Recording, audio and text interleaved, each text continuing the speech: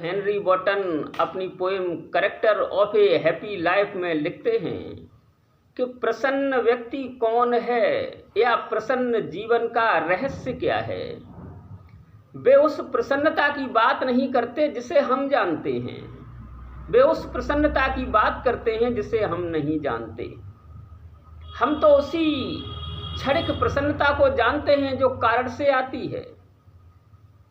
उस कारण के समाप्त होते ही वो प्रसन्नता भी समाप्त हो जाती है।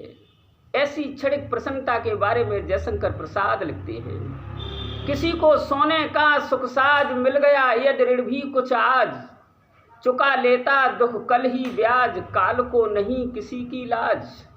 4 दिन सुखद चांदनी रात और फिर अंधकार अज्ञात।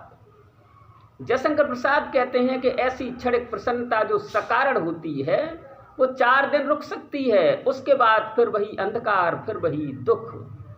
लेकिन सर हेनरी बॉटन कुछ और ही लिखते हैं। वो लिखते हैं, how happy is he born और taught that serveth not another's will, whose armour is his honest thought and simple truth his utmost skill.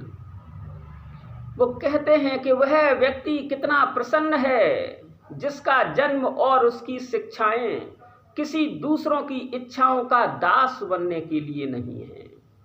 प्रसन्न वही व्यक्ति रह सकता है जो दूसरों की इच्छाओं का दास नहीं है। किसी ने कहा कि आप तो बड़े महान हैं, तो हमने मान लिया हम महान हैं, और फिर महानता के रास्ते पर आगे जाने की हमने ज़रूरत ही नहीं समझी। किसी ने कहा आप अमुक कार्य को नहीं कर सकते, तो हमने सोच लिया कि हम नहीं कर सकते, फिर आधे अधूरे मन से कार्य को किया, वो कार्य नहीं हो पाया और हम दुख भोगते हैं। हम ये नहीं सोच पाते कि हमारे बारे में मुझसे ज़्यादा दूसरा नहीं जान सकता, आपके बारे में आपसे ज़्यादा दूसरा नहीं जान सकता। और अगर हम दूसरों के गुलाम बने रहे, उनकी इच्छाओं के दास बने रहे, तो प्रसन्न नहीं हो सकते। आगे लिखते हैं, whose armour is his honest thought, जिसका कवच उसके ईमानदार विचार हैं, उसे किसी सुरक्षा की जरूरत नहीं पड़ती। कवच नहीं पहनता सुरक्षा के लिए फौज फाटा खड़ा नहीं करता, उसके ईमानदार विचार ही उसकी रक्षा करते हैं। वो इतना ईमानदार है कि उसका कोई अनिष्ट कर ही नहीं सकता, कोई सोच ही नहीं सकता उसके अनिष्ट के लिए। And simple truth is utmost skill, और साधारण सत्य ही उसका संपूर्ण कौशल है, साधारण सत्य ही उसकी संपूर्ण योग्यता है। हम योग्यताएं पद में, अन्य चीज़ों में ढूंढते हैं, धन में, पद में अपनी योग्यता ढूंढते हैं, क्योंकि हमें मालूम है कि हम अंदर से योग्य नहीं है, साधारण सत्य हमारे अंदर नहीं है। इसलिए पद मिल जाए तो हमें योग्य कहने लगें लोग, धन मिल जाए तो हम योग्यता दिखा सकें लोगों को। लेकिन ऐसा व्यक्ति ऐसी योग्यता के पीछे नहीं भागता, वो सिर्फ सच्चाई को धारण करता है, और यही सच्चाई उसकी संपूर्ण योग्यता हो जाती है, संपूर्ण कौशल हो जाता है उसका। आगे लिखते हैं, whose patience not his masters are, whose soul is still prepared for death, जिसके मन की तीव्र भावनाएं उसकी मालिक नहीं है। मन की तीव्र भावनाएं हमें चलाती हैं, मन हमें चालित करता है अपने हिसाब से, और हम मन के हिसाब से चलते हैं, दुख भोगते हैं, प्रसन्न नहीं हो पाते हैं। जो व्यक्ति प्रसन्न होना चाहता है वो अपनी इन इच्छाओं का दास न बने, मन का दास न बने, तो ही प्रसन्न हो सकता है। Whose soul is still prepared for death, उसकी आत्मा हमेशा मृत्यु के लिए तैयार रहती है। ऐसा व्यक्ति जानता है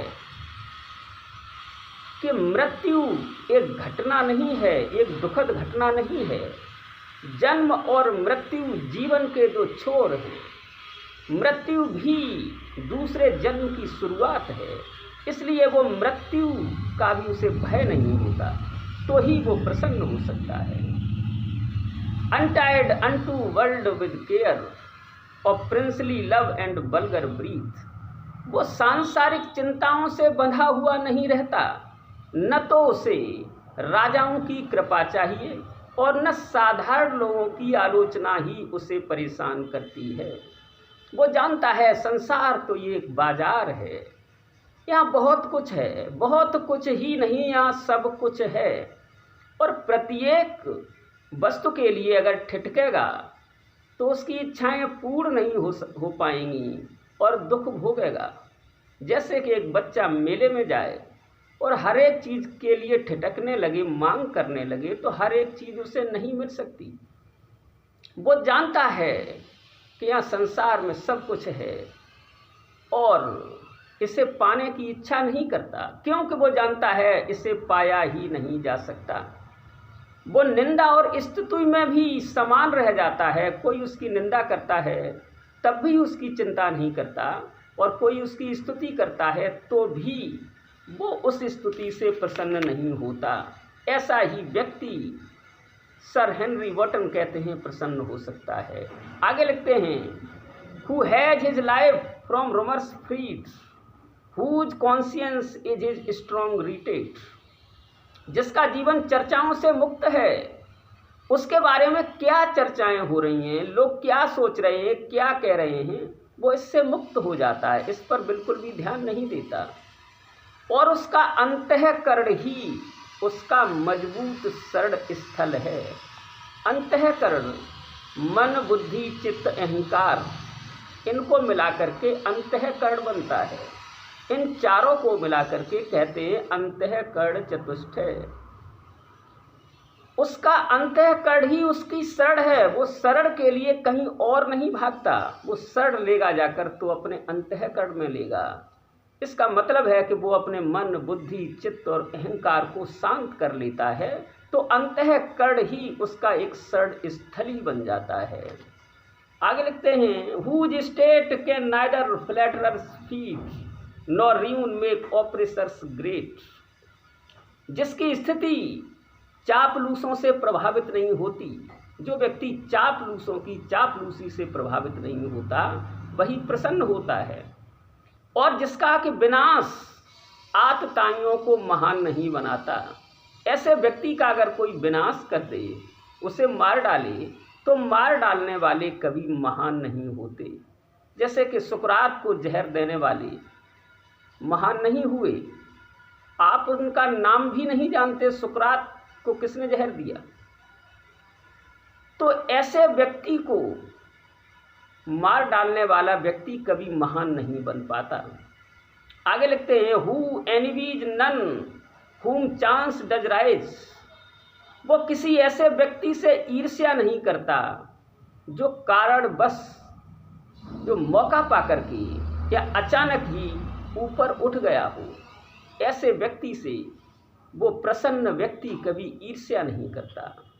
nor vice who never understood, और जो ये कभी नहीं सोचता कि how deepest bond are given with price, कि प्रशंसा के द्वारा कितने गहरे घाव दिए जा सकते हैं।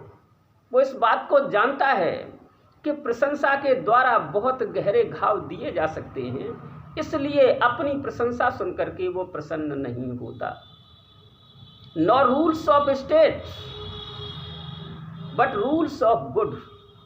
वो राज्य के नियमों की परवाह नहीं करता, लेकिन अच्छे नियमों की परवाह करता है। वो जानता है राज्य तो अपनी स्थिति के हिसाब से नियम बनाएगा, उस राज्य में कैसी परिस्थिति है उसके हिसाब से नियम बनेंगे। तो वो अच्छे नहीं हो सकते, वे खराब भी नहीं हो सकते, वो उस राज्य की परिस्थिति के लिए हैं, परिस्थिति के हिसाब से हैं। तो इसलिए वो राज्य के नियमों की चिंता नहीं करता, वो अच्छे नियमों की चिंता करता है। Who God does late and early pray more of his grace than gift to lend. वो ईश्वर की प्रार्थना सुबह जल्दी करता है और देर शाम को करता है, उसकी कृपा पाने के लिए करता है, न कि उससे कुछ पाने के लिए, न कि उससे संसार पाने के लिए उसकी प्रशंसा करता है। वो सिर्फ इसलिए प्रशंसा करता है कि मुझे ईश्वर की कृपा मिल जाए, who entertains the harmless day, वो अपने दिन को नुकसान रहित बिताता है, वो अपने दिन भर के कार्यों में कोई नुकसान नहीं होने देता, अपना समय की बर्बादी नहीं होने देता। क्योंकि with A well chosen book और फ्रेंड, वो अपने समय को या तो किसी अच्छी पुस्तक के साथ बिताता है या फिर किसी अच्छे मित्र के साथ बिताता है। तो समय का सदुपयोग कर लेता है और समय का नुकसान नहीं होने देता।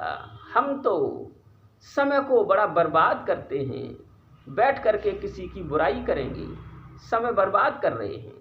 लेकिन ऐसा व्यक्ति समय को बर्बाद नहीं करता, अच्छी पुस्तक के साथ समय बिताएगा या अच्छे मित्र के साथ। आखिर में सर हेनरी बॉटम ये कह रहे हैं कि this man is free from servile bands, ऐसा व्यक्ति सभी प्रकार के बंधनों से मुक्त होता है। ऑफ होप टू राइज और फियर टू फॉल, उसे ऊंचे उठने की कोई आशा नहीं होती और नीचे गिरने का कोई डर नहीं होता। न तो वो ऊपर उठना चाहता है और न उसे नीचे गिरने का कोई भय है। Lord of himself though not of lands, वो स्वयं का मालिक होता है, हालांकि उसके पास सांसारिक वस्तुएं नहीं होती, धन नहीं होता, जमीन नहीं होती, लेकिन वो स्वयं का मालिक होता है।